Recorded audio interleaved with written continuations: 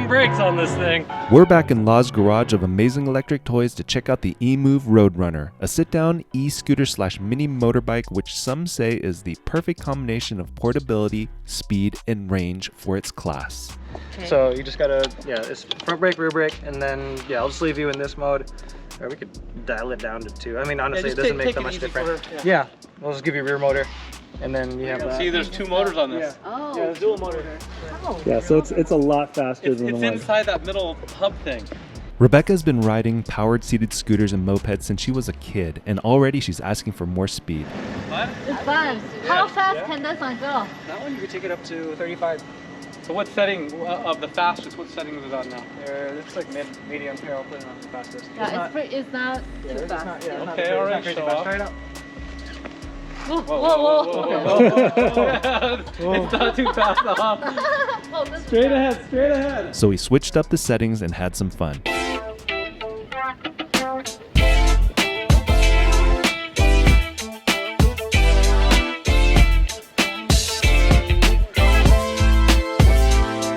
We were so impressed by the RoadRunner, Andrew and I had to visit the Voro Motors headquarters to find out more. The Voro Motor RoadRunner has a lot of great things going for it. It's a fun scooter. Andrew's going to give us a walkthrough from top to bottom. So over here we've got collapsible handlebars. You've got 2 brake levers. These are cables connected to semi-hydraulic brakes on the bottom. You do have turn signals and lights up here, and you have a horn button. It's an electrical horn. The XC type collapsible handlebars. This doesn't get as small as a Fiido, so if you're really limited on space, you may want to look at a Fiido, but this is going to have twice the power because it's dual motors and a bigger battery. You have the throttle over here on the right side. The I is single motor and the R is dual motor, so just keep that in mind. The display is very easy to understand, but it is hard to see in direct sunlight. There's 2 adjustments you can adjust on the neck to make it more comfortable depending on your height. You can rotate this back and forth right here, and you can also adjust this neck to come towards you or even forward. This is a very nice frame. The RoadRunner has plenty of space to add extra batteries, other controllers. Just like the Tronic RoadRunner, there's plenty of space to modify this scooter.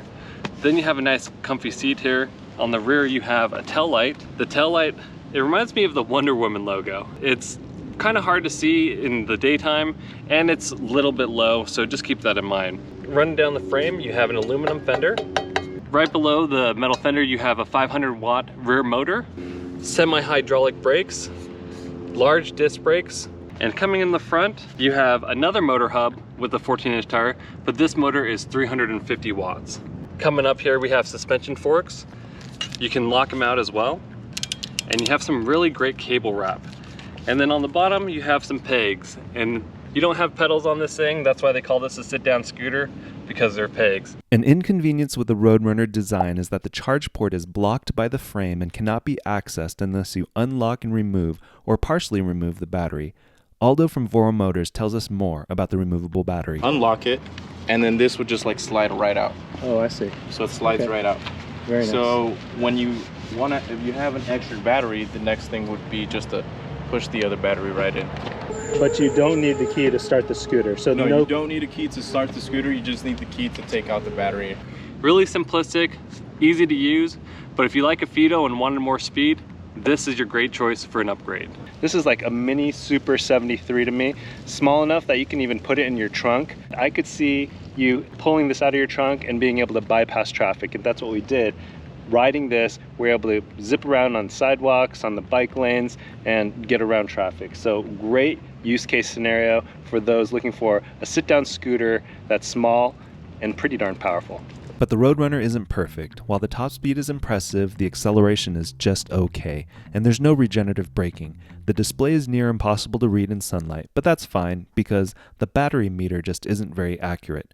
I'm not sure why dual and single motor modes are designated with the letters R and I, and I do wish there was some sort of keyed ignition to make it harder for someone to just jump on and ride off with.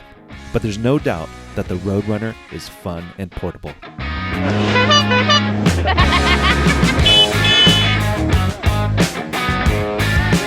What's the top speed on that?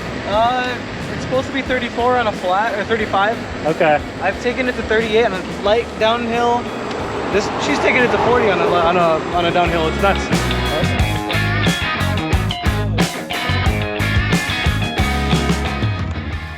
Let's see what Rebecca, our sit-down scooter moped connoisseur, has to say about the RoadRunner. Woo! How is it? Good. Now, Rebecca is going to make an astute point here about a potential weakness on the RoadRunner. Listen in. Kind of shaky. If you go too fast. Yeah.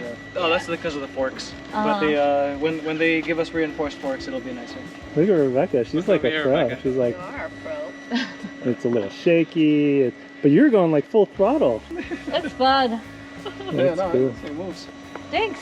For pure enthusiasts looking for more speed and power, the RoadRunner Tronic is your answer. It's what you get when the folks at Ryan Motors gets involved, and in addition to the speed and power boost, the RoadRunner Tronic is upgraded from the original in just about every way. If you would like to see a video about the RoadRunner on steroids, tell us why in the comments below.